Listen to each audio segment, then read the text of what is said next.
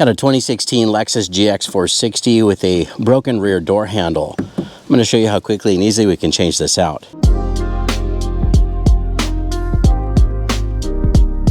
Hey, what's up YouTube? Dan the Fix-It Man. Got another quick video here for you. I'm going to show you how to change your exterior door handle on a Lexus GX460. This is of course the rear door handle on the passenger side. Luckily this will still open.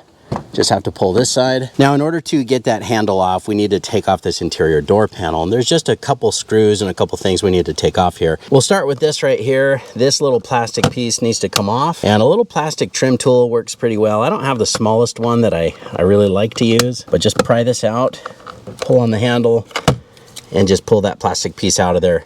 Really all you need to do is just pry it here up at the top, and you see it's clipped in right here. We'll set that aside. Now there's just one screw right here we need to remove. I'm just going to use this screwdriver right here. It's a JIS number 2. You could also use a Phillips.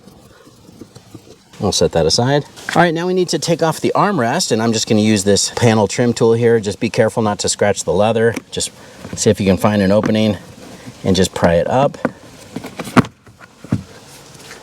We'll set that aside. Now if you take a look right here, we've got another screw holding that panel to the door. Same screwdriver, we'll just take this one out.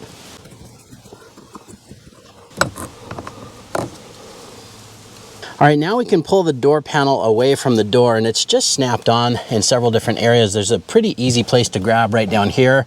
Just pull on that and you'll hear all those snaps come undone. Just like that. All right, now that this panel is unsnapped, all we need to do is kind of push this up. There we go. Now I'm gonna bring it down in here so you can see what's going on. You can just hold the panel up with one hand, and with your other hand, just disconnect here. We have the window switch. And then there's one more connector right here. Just push the little tab in and slide that out. And then right here, you see we've got two cables. The green one here is in the bottom, and just pull that out. Turn that at an angle, and the ball will pop out. That is for the door handle. And then this one here is for the lock. They just kind of snap in, just kind of pull it straight out. And same thing, you kind of turn that at an angle and the ball will pop out. And now the door panel is completely free. We can go set that out of the way. Now this plastic panel is usually held on pretty tight with this black sticky stuff, and you can see that somebody's had this off before. I usually don't cut these plastic pieces if I can avoid it, but we do just need to pull it down a little bit. Right there should be good. And this stuff's kind of lost its stickiness, and so we might have to tape the plastic piece back up here when we're done. Now we need to disconnect the lock actuator. It's just this little white tab. Just push down and pop it out. Like that. Now if you can see this part right here, it's kind of a white colored snap. Just pull it back just like that. Now we need to loosen and remove these 3 bolts right here. You're going to need a T-30 Torx, and that holds our lock actuator in place. The only reason we need to drop this down is so that we can get to the other Torx bolt that holds on the outside of that door handle.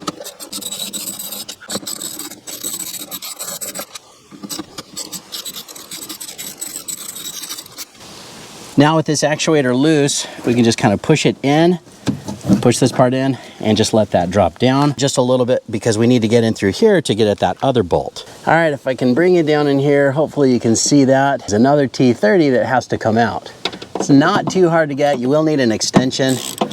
And right there, that's the T-30. Now this is not gonna come out, but we're just gonna loosen this enough so that we can take off that handle. All right, now we're gonna come over here to the outside. First, we're gonna take off this smaller piece, and there's 2 little clips on the inside. You have to push up and down at the same time. Now I lost my little mini pry tool. I'm just gonna use the ends of zip ties here because these seem to be pretty rigid. Now you wanna pry close to the seam here. We're just gonna wedge this in and push up. There we go. And then this one here at the top, and we'll push down. And we got it. These little clips right here, that's what you're pushing to release. And that right there, that threaded hole, that's where that little bolt goes into, but you can see it stays in there. Let's just kind of keep this rubber gasket in place.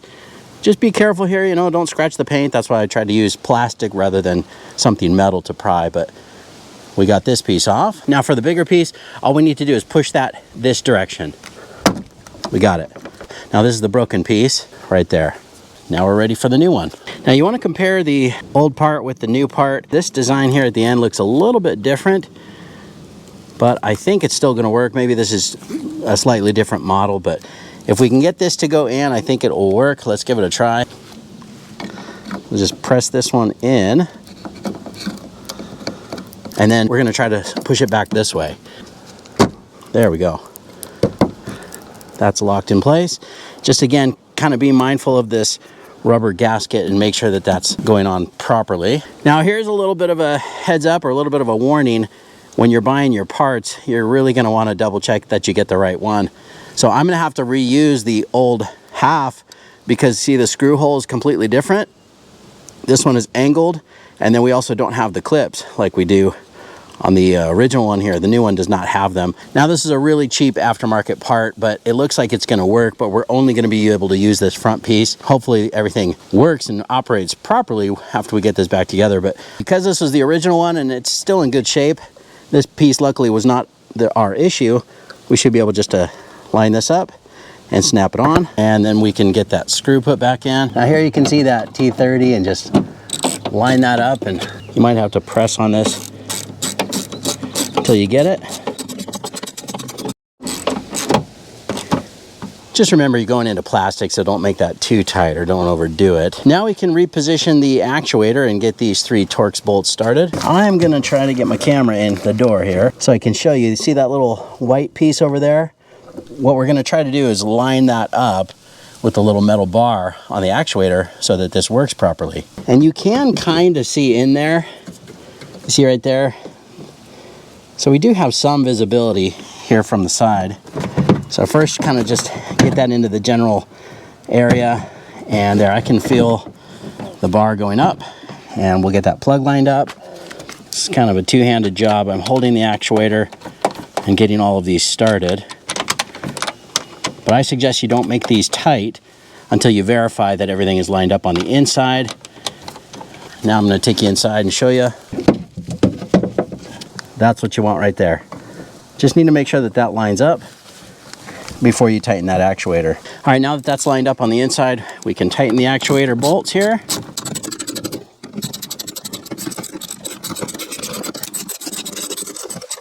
Nice and snug, but don't overdo it. That looks good. And here at the back of the handle, just need to snap this white clip in place. All right, now we can plug the actuator back in like that, and we can cover up this panel. I'm gonna get some tape to tape this plastic back on. Usually this stuff stays really sticky, but because this one's been off before and it didn't really seem to be stuck on there pretty well, I'm just gonna tape it up here. Just don't cover any of these panel holes. All right, that looks good. All right, so on this panel, you can see this channel is kind of loose, but we're gonna try it with it still attached. I know sometimes people will remove this channel and snap the door to it. First, we're gonna reconnect our cables. Okay, so the white one was on the top, correct? Just like that. Just put it in and snap it.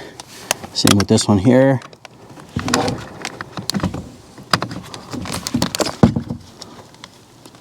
Once you get the ball in there and turned, it's pretty straightforward. And we've got our 2 electrical connectors here. This one, then this one here goes into the window switch. All right, now I'm just gonna try to put this up here on the ledge. You just gotta pay attention to this piece right here and the little metal piece here at the end. And if we can get all of those lined up, this should just drop into place. Now this one is definitely kind of a struggle here. Okay, we're gonna try that one more time.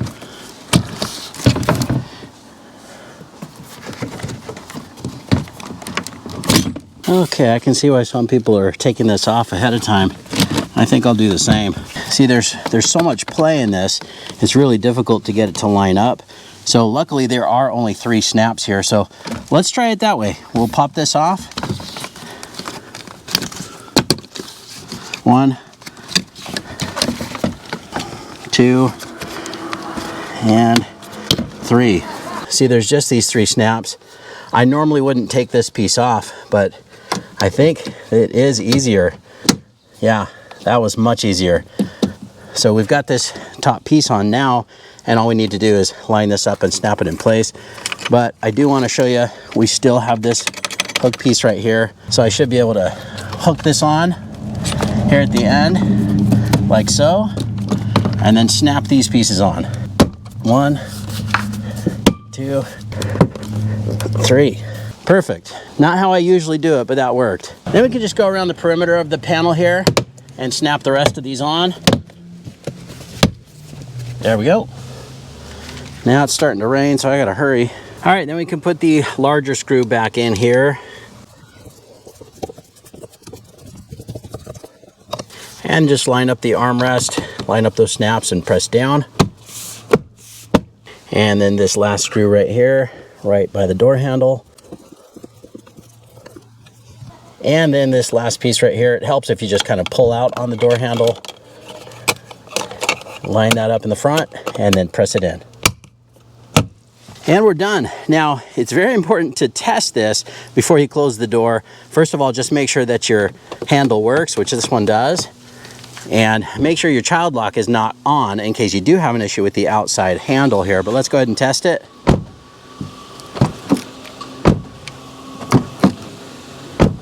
Perfect. Now we can take off this protective covering and you're done. Pretty quick and easy job. Definitely something you can do yourself and save a lot of money. I've heard of the dealership charging as much as $600 to change this door handle, which is just ridiculous. It's definitely something you can do yourself. Less than an hour, and this part was less than $20. I hope you guys like this video. Please give it a thumbs up and subscribe if you don't mind. That does help me out. And of course, I'll get a link in the description to some of the parts and tools used in the video as well. Thanks so much for watching and good luck.